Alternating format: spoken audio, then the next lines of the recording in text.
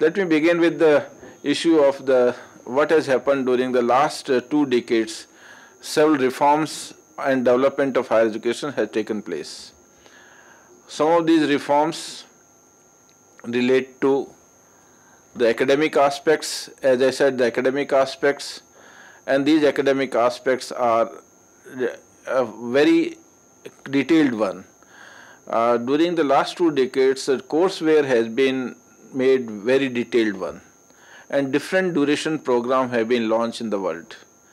What is this different duration program? If you find it, some of the programs are also for one day. If you go to universities in the developed part of the world like UK, USA, mostly USA, or for that matter Australia and other countries, they have during last 1 decade or so made several programs, and program duration ranges from 1 day to 5 years. Even one program is offered for developing skills and aspects for 1 day, and sometimes programs are week, 1 month, and year, or 2 years and 3 years and 5 years. So the flexibility part has been added to the structure of programming in education, the structure of delivery of education. That has been one of the very important development. This has been possible because the contents of the courses with application orientation has been also added, which are application is directly related to employment and real life situations. This has been another aspect of the change which you are finding, which is being given. And third and very important aspect which you are finding during the last 2 decades, and particularly 1 decade, the industry, university and public-private partnership for content development has become very important. Content development is not the exclusive domain of the academics alone. There was earlier only the academics developed the content. Of course, right now also academics develop the content, but the interaction about the requirement of change and reform in the content comes through industry-university interaction and also public-private partnership. Earlier it was only public sector. You find that UK had almost all public sector institutions of higher education except one university which was a private university. Most of the universities were public university. Similarly, in many parts of the world, Australia and other, you've had only a public university, and in India also public university. Public-private partners has become recent phenomena, and of course US had this kind of relationship of public-private partnership, but in other countries it was not there. So you find this has been another change, not only in the terms of providing the education, but in terms of content development. That has been a major change, and I thought I'll share with you. That's the aspect. Next aspect which you are finding is development of methodology and mechanism of transaction of courses. This has been developed very effectively. Every course has been detailed out very well, how the course has been transacted, what are likely to be assignment on the particular course, and all these have been very well documented. When this matter has been documented, what you find, it has become a product. Earlier education was a kind of service which one has to give. When he goes to the classroom, he delivers the lecture, then comes back and some question answer takes place. But once you document each and every detail aspect of it, then it becomes a product, and product, if once it is ready, then it can be marketed outside. Once it was possible to put education service into product form, then you find that people started delivering this knowledge to other countries, to host countries, and to where they can send the full courseware, and the courseware has to be transacted in the manner it has been suggested, and then evaluation is being conducted. That's why you find some of the programs of international universities are running in India. London School of Economics has a program here. Some of the US universities have a program here, because on academic front, the teachers have been able to package the knowledge and made it available for delivery elsewhere also. Development methodology of evaluation is another area where you find an academic front. Earlier we had an evaluation which is being conducted by the university, which is done either centrally or individual teachers, etc. But if the program is being given by the other universities from other country to other B country, you will find evaluation has to be done. Of course, evaluation is being done on the pattern and guidelines suggested by the education providing country, but the quality assurance is being done by the country which is providing the education. That's what you find. They have developed the methods of evaluation in such a manner that evaluation can be conducted internationally. That has been one of the major change. That's why you find several programs have been being implemented in India, which is a testing program, what you find JRE, GMAT, or many other programs. The evaluation is internationally done because systems of evaluation have been evolved in that manner. And once you make the education international oriented, then question arises, how about the credit transfer? They have divided the course structure in such a manner that particular course is completed by a person, then one is given the credit.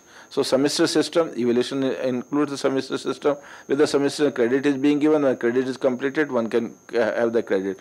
Once this flexibility is introduced in the system, then people move on to the accumulating credit from one course to another course or from one country to another country. So what you find, flexibility in terms of credit system has been introduced, and then not within the university one can move from one course to another, accumulate the credit and get the degree, but also one can move from one university to another university, and one can move one university in one country to another university in another country, that kind of. So that's why you find Europe has recently done this, that the student can carry their credit and they can move on to one country to another country. That has been a major change you find it.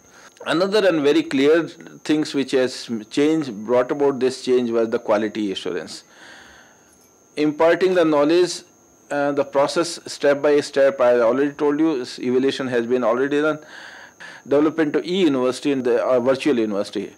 We are having a virtual kind of dialogue with you, discussion. You are sitting there, we are here. In course of time, we will have question answer, and there will be a virtual way of learning and discussing the issues. So that system also developed. So transfer of knowledge from one country to another country became easy, and internet and broadband is facilitating this, or the EduSat kind of network might facilitate from one city to another city or country as a whole. That kind of development has taken place in the world. So, now, once you are moving from one country to another country, then it is also necessary to assure the quality. Otherwise, people will not respect it. So, certain centers have been developed, and what we call international quality assurance and higher education system has been developed, which are assessing the quality of education being provided by the host country. Earlier, Global Alliance for Translation Education was doing it, was networking the national accreditation agencies, and then you find international quality assurance in higher education. They set the general standards. Respective country does the kind of quality assurance, but they are on the basis of an international standard. So credit or the degree awarded by one university can be accepted by another university internationally. That's the kind of thing which they are discussing as it's being happening. Although it's fully not happening, that's why there are issues of accepting the degree from one country to another still arises. But in course of time, this instrument enables things to happen in a much more effective manner when the international level quality assurance system is in place. Also, using the national authority to check the quality of education, that is also being conducted. USA is particularly doing it by through it. If the US students are studying in India, they send the team here to university which are giving education to US citizen, and they want to assure the quality. We have not yet developed a system, although about 100,000 students of India are studying in USA. We are not developed a system where we are going and assessing the quality of institutions where they are studying. Most of the time they are good institutions, but some of the time you also find the institutions are not up to the mark, and that is why the issue comes up.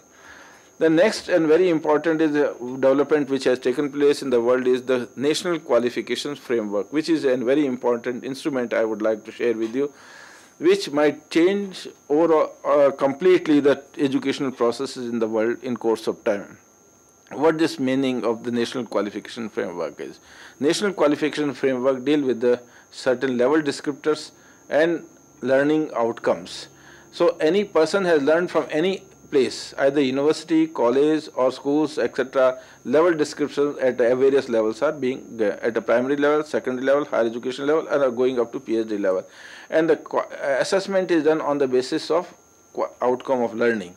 After one has gone through the process of learning, whether in the school, for the school level education, at the higher education, and whether they are able to perform certain function which they call outcome of learning. On this basis, the persons are evaluated, and if they are found to be good, then that qualification become useful for further learning as well as for the job situation. This really takes the education wider in the sense that you can learn at your home and then still appear for the testing, and testing would prove whether you acquired certain abilities which are required for outcome of learning, and at what level that certification would be. You can learn in the institutions, you can learn with the master person in any trade and skills, etc., and you are qualified, you are tested and you are qualified and you are given degree. So it frees the education from the institutions only. Institutions would continue to be important, but it liberates the education from institutional framework, and it also encompasses various forms of learning, either at home or with the job situation or the workplace or the master craftsman or the thing, and one can appear for the test and one become qualified, and once they qualified they can go for further studies or they can go for job. That kind of change is not yet there. Only 2 or 3 countries are trying to do this. Australia, UK, they are working on this subject. Even the South Africa is working on this subject. India has started, but we are yet to come finalize on this aspect. So these are the changes, recent development which are taking place in the world. Now, another issue development has taken place in the world, that the trend is like the expanding the higher education system. We have not yet reached the level of 10 or 11%, which we visualize that 10 plan we should be able to reach the 10, 11% up to 10%. We are still 8% of the eligible age group population. But many countries have surpassed this target. UK surpassed the target for 2000. They had fixed the target of 2000 up to 50%, but they completed the target much before. US has also surpassed the target from 60 to 80%. Now 86% of the people in eligible age group are going higher. So larger number of population is going for higher education, because if we are participating in knowledge society, then this participation can only be effective when larger number of eligible age group population go for higher education and our workforce becomes with the higher education level. Then only you are able to effectively participate in the knowledge society. That's another issue which I thought I'll share with you. This is a new expansion. Earlier there was a philosophy restricting the higher education. In India also many times people say restrict the higher education. We are not able to get the job. It's not the question of it's the educated person generates his own job, or it's able to participate in larger development process. So whole world is going toward expansion of higher education. If you want to participate in knowledge society, so this is a recent change in philosophy or approach that not only restrict but it expand higher education. That's why you find USA is investing on higher education, UK has started investing on higher education. Every country is trying to invest in higher education. Again, there was a time when they went for a slogan restricting higher education. Now it's a time for expanding higher education, because if knowledge society, people have to participate, larger number of population has to be highly educated person in this complex system of production, distribution and development, which necessitate the high level of education. That's why the change has come. That is a recent change in this. Next one, international cooperation is also becoming very important. That's why you find mutual recognition of degrees and professional qualifications are becoming very important. UNESCO has to come forward. I was having discussion with the people in UNESCO. I said UNESCO can only play a major role in terms of mutual recognition of degrees and professional qualifications, so that people can migrate to other countries or provide services to other countries, and that is another trend. So quality of education has to be of international standard, and international cooperation has to take place with regard to recognition of degrees and professional qualification. That's the change which is being in place. Has not been effected as yet, but there are trajectory has been laid down. People are working on this area. I hope things would improve in course of time. Now another phenomena which has come, and I would like to share with this, a recent trend. Among the recent trend, there are several things that earlier the public sector was only providing education. Other sectors were participating in education as a philanthropist, were participating in education, and they still participate in many parts of the world, India, USA, UK, every places. But a new phenomena has come where the philanthropists used to contribute to the development of the education, and it was a kind of donation, and the fees charged from the student was very minimum. But recent trend has been in India also, in many other countries, the full cost fees charging institution. In Philippines, almost 80% of the cost of education is borne by the student. In many other countries, cost borne is quite substantial. In USA, UK, and many other places, it's 20 to 25% the cost is borne by the student. So if a student is paying for full education, this is a new phenomenon which they call it a self-funding institution. In India, this has been a very, and that some people also privatization of universities and the institutions also come up. In India, self-funding institutions have gone, some fully private funded universities are also being, private universities are also being constituted under the state acts, and you find that this is taken. In Australia also privatization of universities took place, and this new phenomena has come. Australia, in fact, shares were floated in the market, and it became a company kind of thing. Similarly, many students have started going abroad. That's another phenomenon which has come. Earlier, the only few selected people used to go on exchange program, other thing, but the choice subjects were not being made available. Expansion in higher education has not taken place in India. As a result, you find many students have started going abroad. That has been another phenomena, and you find various countries have benefited out of this possibility. Many countries started marketing the program in developing countries, including India. You would find that several arrangements have been made in India by developed countries like UK, USA, Australia, and other countries, and they are every day hold the educational mela, and through that they recruit the students. So students are recruited, they go for studies abroad. So that is why you find USA has been marketing, and many other countries have marketing. There are economic forces which enables them to do it, and you will find that marketing of education is taking place in India and many developed countries. In India, as many as you would find 22 out of 60 universities are marketing their program in India. Australia, 37 out of the 41 universities are marketing their program in India. New Zealand, 17 out of 8 universities are marketing program in India. That is how things are going in. Recently, visa relaxation has been also given for the students going to USA, and that has been a development. Now, foreign students are also, you find the statistics of foreign student when you look at the 12% of the students studying in USA are from India. The concept of export of education has also come up, and through that many universities and the countries are exporting higher education. USA is exporting higher education. We are also having students going abroad, so we are remitting almost $3 billion on account of students studying abroad. Similarly, many other countries are benefiting out of many other countries going to these 3 developed countries, USA, UK, Australia, where the education has been provided. And you see the figure here, that is what the development has taken place.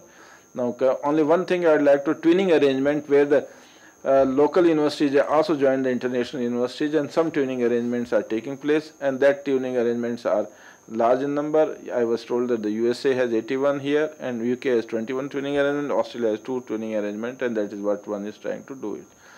The foreign student in India has declined. That is another phenomena which is a matter of concern for us, and certain economic forces are making that education should be made a target trade, and that's why WTO and all these issues are there, which we discussed earlier. I need not repeat on this aspect. Now, forces of liberalizations are there, that we should liberalize, open up the education system, because there is a lot of opportunity for making the people to go abroad, as well as foreign universities coming in India, and there is a lot of resources. As already said, export-import figure has already shown to you that there is economic forces which are enabling things to happen, and that's why many people are demanding liberalization of education and allowing campuses to be opened in the developing countries by the developed country.